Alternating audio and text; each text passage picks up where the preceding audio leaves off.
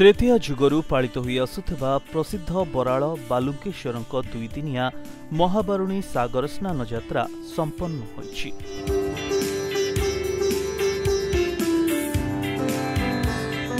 पुरी जिला सत्यवादी बराळ और बलपुर उभय गाँवर आराध्य देवता बराळ बालुकेश्वर और बलपुर बालुकेश्वर पारंपरिक सागर स्नान यात्रा उभय ग्राम एथिपाई होई उठिछि उत्सव मुखर।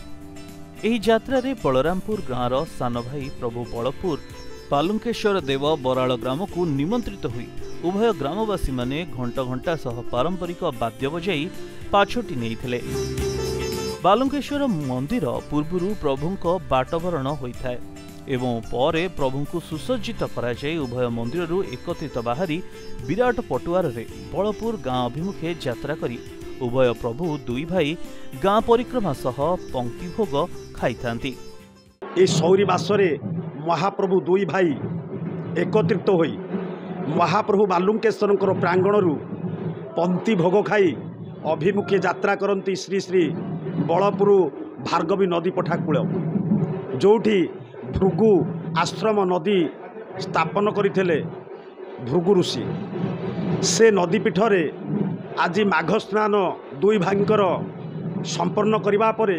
लक्षाधिक श्रद्धालु समागम होइथांतु एवं प्रत्येक भक्त श्रद्धालु माने कहार संतान संतति लाभ पाई एवं किए रोगग्रस्त होइथिबा पाई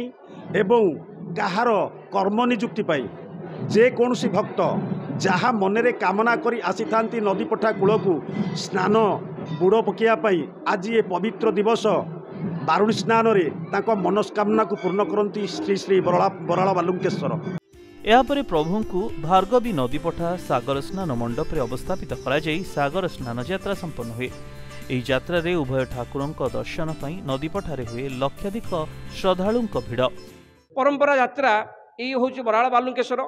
आपण बलपुर बालुकेश्वर होउछन्ति सान भाई ये होउछन्ति बड़ भाई सान भाई बड़ भाई के निमंत्रण दबाक आसबे निमंत्रण दे दुई भाई जाकि मिसी करी जिवे आमर पाख गाँ मानक जो जिते बसती अच्छी जनबसती सबुठी प्रभु पंक्ति भोग खाइबे विभिन्न स्वादिष्ट खाद्य प्रभु पाखे नैवेद्य लगे प्रभु पटुआर बाण बाजा रोषणी रे प्रभु नदी भार्गवी नदी कूल गमन करेंगे भृगुघाट पाखे अवस्थान करेंगे प्रभु से माघ स्नान हेबे सब भक्त मान को दर्शन देवे कारण ये यात्राटी हूँ आमर जो अछुआ लोक मानकर दर्शन पाती नहीं प्रभु को आज समस्ते मनोभरी प्रभु को दर्शन करेंगे प्रभु को अंग स्पर्श करेंगे प्रभु को पाद छुईबे जावतीय रोग जावतीय रोग व्याधि संतान पे आज मैंने नई रे भार्गवी नदी बुड़ पकई मनस्कामना पूरण करेंगे। 2 वर्ष है बाहर होता संतान होता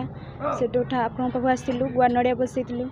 तापर 21 दिन बारिक रही 21 दिन पर आसी पूजा अर्चना करूँ ठाकुर कर 21 दिन पर गर्भ रहा 4 मास नहीं ठाकुर पाक आसलु जान नु बाहर शुणिलु लोक आसिकी गुआ नड़िया बसई 21 दिन बारिक रही तापर पूजा अर्चना कलु 21 दिन पर आसिक लक्षाधिक श्रद्धालु उक्त भिड़े उभय प्रभुंक माघ स्नान होइथिबा बेले एही अलौकिक मुहूर्त को दर्शन पाई नदी पठारे लक्ष लक्ष श्रद्धालुंक भिड़ बाजा बाणरे प्रकंपित होई जाए सबकिछि। तेबे महिला मानक संतान प्राप्ति पाई ठाकुरंक अलौकिक महिमा रहिथिबारु भक्त मानक दृढ़ विश्वास जे एही यात्रा रे जाति धर्म वर्ण निर्विशेष रे प्रभु समस्तंक मनस्कामना पूर्ण करंती। मंदिरर बड़ अंश सेवायत सूर्यकांत महापात्र सह डॉक्टर ज्योतिर्विद सुशांत कुमार महापात्र मध्य एने कहती किछि एभली कथा। आज हूँ पवित्र बारुणी स्नान यात्रा बा सागर स्नान ए चैत्र मास द्वितीय तिथि शतभिषा नक्षत्र अरे एटा पड़े एठी रामचंद्र पूजित ठाकुर ये हेले बराळ बालुकेश्वर को रामचंद्र पूजित करथिले आमर अग्रज अनुज बलपुर बालुकेश्वर को लक्ष्मण पूजा करते पारंपरिक अनुसार एठी दी भाईंकर भेट पाई गोटे महाबारुणी स्नान यात्रा करा जाए जहाँकि लक्षाधिक श्रद्धालु भार्गवी नदी भृगु ऋषि घाटरे